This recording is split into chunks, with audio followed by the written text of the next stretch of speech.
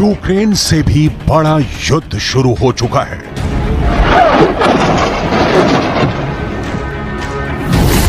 Ukraine से भी ज्यादा खून बहने वाला है।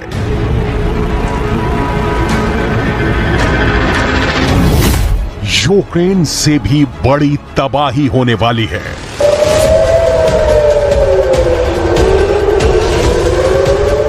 फिलिस्तीन और इजरायल के बीच सबसे बड़ी आग भड़क चुकी है और अब इस युद्ध में इतनी लाशें गिरेंगी कि ना पुतिन ने देखी होंगी ना ज़ेलेंस्की ने। इजरायल के टैंक जलाए जा रहे हैं। ये तस्वीरें इजरायल को सालों साल झटके देती रहेंगी। इजरायल में हजारों रॉकेट से हमले हो रहे हैं। इजरायल के अंदर हमास की ऐसी आग फैली कि कुछ घंटों तक तो समझ में ही नहीं आया कि हो क्या रहा है। इजरायल के प्रधानमंत्री ने कह दिया है कि अब युद्ध शुरू हो चुका है। इजरायल पर हमास के सरप्राइज हमले से पूरा इजरायल हिल चुका है। यह हमला जमीन के रास्ते हुआ है। कंटीले तारों की बाढ़ काटकर हमास इजरायल में घुस चुका है। मोटरसाइकिल पर सवार यह हमलावर अचानक इजरायल में घुस गए। यह हमला समंदर के रास्ते हुआ है। हमास की स्पीड बोट इजरायल के किनारों पर हमले के लिए पहुंच रही है। यह हमला आसमान से हुआ है। ग्लाइडर की मदद से हमास का मिलिशिया इजरायल में किसी कमांडो की तरह उतर रहा है। 7 अक्टूबर 2023 ये इजरायल और फिलिस्तीन की तारीख में ऐसा खूनी दिन कहा जाएगा जिसके बाद वर्ल्ड वॉर की बात होने लगी है। हमास के कमांडर ने इस हमले को नाम दिया है ऑपरेशन अल अक्सा फ्लड। इजरायल के प्रधानमंत्री बेंजामिन नेतन्याहू ने भी कह दिया है कि युद्ध शुरू हो चुका है। ישראל, אנחנו במלחמה, לא במבצע, לא בסבבים, במלחמה. הבוקר חמאס פתח במתקפת פתע רצחנית נגד מדינת ישראל ונגד אזרחיה. אנחנו בתוך זה משעות הבוקר המוקדמות. अभी की तस्वीरें क्या है, ये आप इजरायल से आने वाले वीडियो को देखकर समझिए।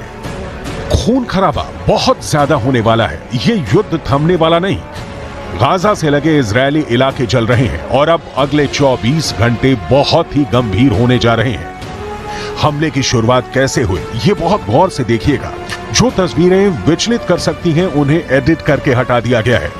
ये हमास के हमलावर हैं जो 7 अक्टूबर को सुबह सुबह इजरायल के एक मिलिट्री कैंप पर हमला कर दिया। इस दौरान हमास के इस ग्रुप ने ग्लाइडर का भी इस्तेमाल किया और फिर ये उड़ते हुए इजरायल के मिलिट्री कैंप के पास उतरे। ग्लाइडर पर 2 हमलावर सवार हैं और उनके हाथ में है मशीन गन। ऐसे कई ग्लाइडर लॉन्च किए गए और फिर उन्होंने उतरते ही इजरायल के अड्डों पर गोलीबारी शुरू कर दी।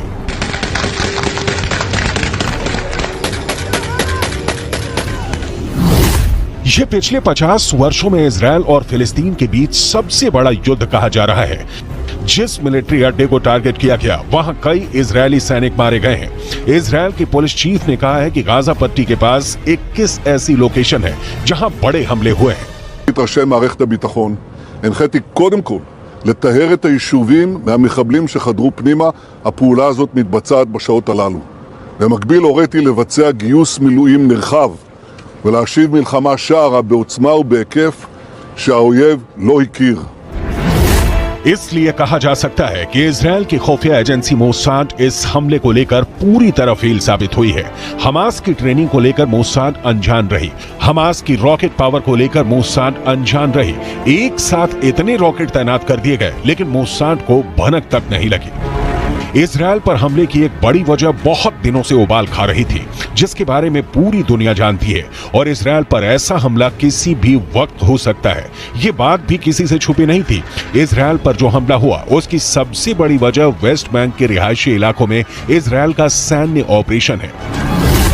पिछले कई दिनों से वेस्ट बैंक जो फिलिस्तीन का पूर्वी हिस्सा है वहां इजरायल की सेना की गतिविधियां बढ़ी हैं। कई फिलिस्तीनी इजरायल की सेना के ऑपरेशन में मारे गए हैं और इसमें बच्चे भी शामिल हैं। वेस्ट बैंक की बहुत सी जमीन पर सेटलर्स को बसाया गया है और इसे लेकर फिलिस्तीन और इजरायल के बीच तनाव बढ़ता गया। हमास के ऑपरेशन अल अक्सा फ्लड में इजरायल की सेना पर जितना बड़ा हमला किया गया उसकी तस्वीरें बहुत ज्यादा खतरनाक हैं। ये इजरायल का मरकाबा टैंक है जो गाजा से लगे इजरायल के इलाके में खड़ा था और तभी उसको ऐसा टारगेट किया गया कि उसके परखच्चे उड़ने लगे। हमास के हमलावरों ने इस टैंक को एक हमले में जला दिया। हमास ने अपने हमलावर मोटरसाइकिल पर सवार करके भी भेजे। हर मोटरसाइकिल पर 2 हमलावर, और फिर ये इजराइल के इलाकों में फैल गए। बाद में इजराइल से जो वीडियो आया उसमें आप ऐसे ही हमलावरों को एसयूवी पर सवार होकर जाते देख सकते हैं। लेकिन ग्राउंड अटैक से बड़ा तो हवाई अटैक हुआ है। हमास ने इतने रॉकेट दागे हैं कि इजराइल गिन भी नहीं पाया। חמאס עשה טעות חמורה הבוקר, הוא פתח במלחמה כנגד מדינת ישראל. חיילי צה"ל נלחמים בכל נקודות החדירה כנגד האויב. ये इजराइल का रेहोत शहर है। यहाँ रॉकेट हमलों के बाद क्या हुआ, देखिए कितना डरावना मंजर है। गाजा पट्टी से लॉन्च किए गए रॉकेट यहाँ आकर गिरे और फिर हर तरफ आग लग गई। ऐसा ही हाल इजराइल के कई और शहरों का भी हुआ है। हर तरफ सायरन बज रहे हैं।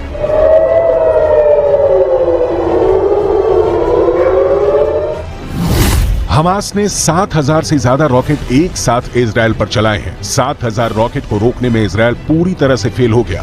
एक तरह से उसका आयरन डोम सिस्टम एक्सपोज हो गया।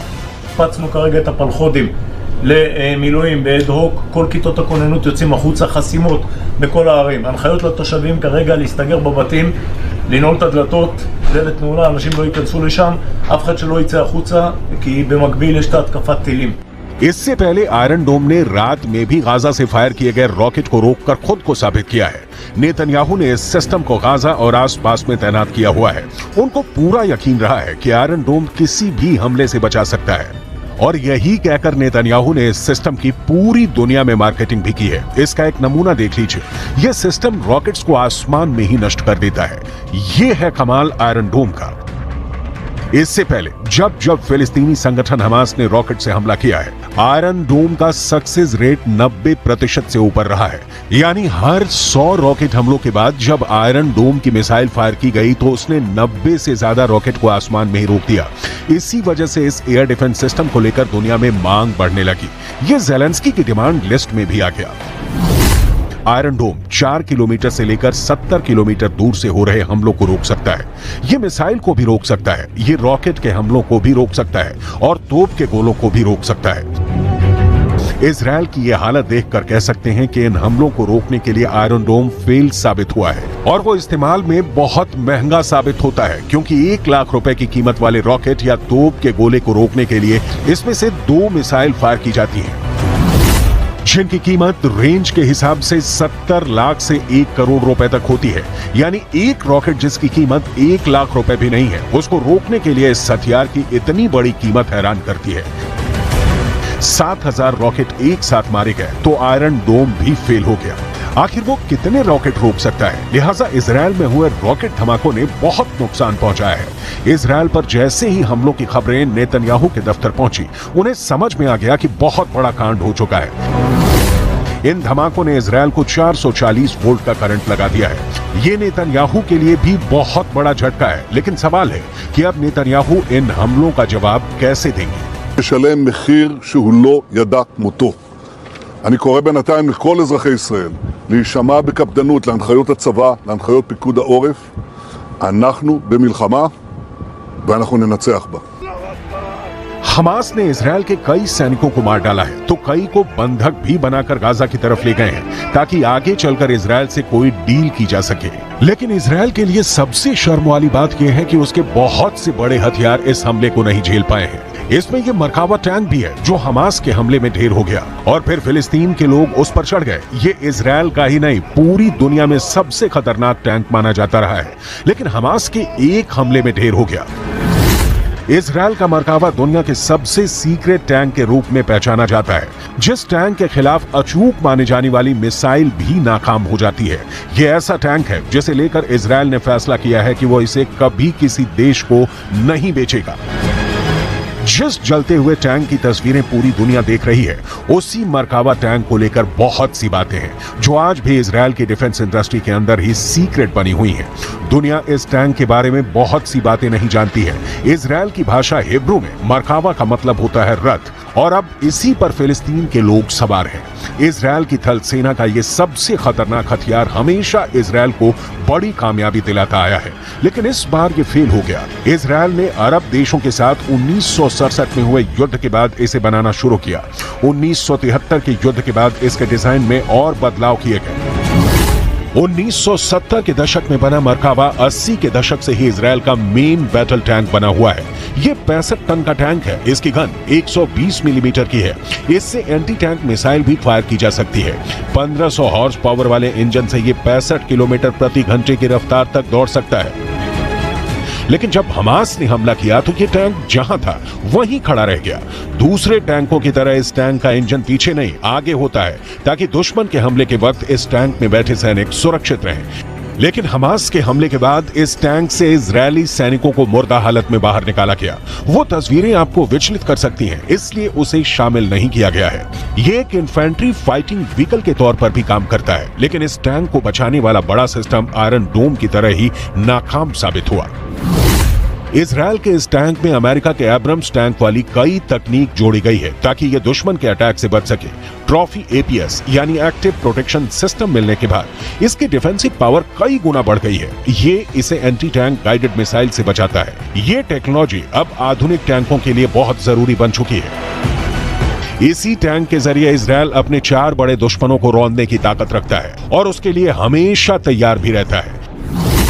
इजरायल का पहला दुश्मन है फिलिस्तीन और उसके लड़ाके ग्रुप जैसे हमास, दूसरा है लेबनान और हिजबुल्लाह मिलिशिया, तीसरा है सीरिया और चौथा है ईरान, जिसे इजरायल अपने लिए सबसे बड़ा खतरा मानता है। ईरान भी खुद इजरायल को भी अपना सबसे बड़ा दुश्मन मानता है। जब से इजरायल 1948 में कायम हुआ है, तब से अरब मुल्कों के साथ उसकी दुश्मनी का लंबा इतिहास रहा है। लेकिन पिछले कुछ वर्षों में इनके रिश्ते सुधरने शुरू हुए। बहुत से अरब देशों और इजरायल के बीच राजनयिक रिश्ते कायम हुए हैं। इसे अब्राहम अकॉर्ड का नाम दिया गया और अरब देशों के बीच इजरायल की इमेज बिल्डिंग को एक नया लॉन्च पैड मिल गया। इसे पश्चिम एशिया में शांति करने का नया फॉर्मूला बताया गया। अब्राहम अकॉर्ड को उसके अंजाम तक पहुंचाने वाला अमेरिका, इजरायल और सऊदी अरब की सुलह कराने में भी जुट गया। लेकिन हमास के हमले के बाद जो माहौल बना है, यूएई यानी संयुक्त अरब अमीरात, सूडान, मोरक्को और बहरीन अब इजरायल के साथ अपने रिश्तों की शुरुआत कर चुके हैं। फिर ऐसा लगने लगा कि पश्चिम एशिया में अरब मुल्कों के बीच सबसे बड़े खिलाड़ी सऊदी अरब के रिश्ते भी इजरायल से सामान्य हो सकते हैं। लेकिन अब फिलिस्तीन को लेकर इजरायल और सऊदी अरब में दूरी फिर से बढ़ सकती है।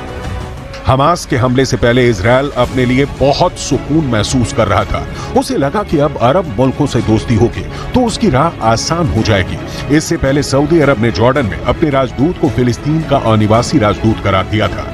राजदूत को यरूशलेम में काउंसल जनरल के तौर पर भी काम करने की जिम्मेदारी दी गई। लगा कि इजरायल के साथ रिश्तों को सामान्य करने की जो कोशिश पहले हुई है, उसमें सऊदी अरब ने एक नया पेंच फंसा दिया है, क्योंकि ये भी कहा गया कि यरूशलेम राजदूत के लिए राजनयिक बेस भी होगा। सऊदी अरब को मालूम था कि इजरायल की तरफ से इसका विरोध होगा और ऐसा हुआ भी। इजरायल ने फिलिस्तीन अथॉरिटी में सऊदी अरब के राजदूत के लिए यरूशलेम को राजनयिक बेस बनाने के विचार को खारिज कर दिया। इजरायल ने कहा कि सऊदी अरब के नए राजदूत फिलिस्तीन अथॉरिटी के साथ मुलाकात कर सकते हैं, लेकिन उन्हें यहां स्थायी तौर पर रहने नहीं दिया जाएगा। सऊदी अरब अब इजरायल को लेकर नरमी दिखाने से बचेगा, यानी इजरायल और सऊदी अरब के बीच राजनयिक रिश्ते फिलहाल फिलिस्तीन का मुद्दा सुलझने तक कायम नहीं होंगे। ये बात सऊदी अरब के क्राउन प्रिंस मोहम्मद बिन सलमान भी कहते आए हैं। हमास ने इजरायल के अब्राहम अकॉर्ड में एक तरह से पलीता लगा दिया है। हमास के हमले इतने ज्यादा हुए कि इजरायल में 21 लोकेशन अचानक एक्टिव हो गई।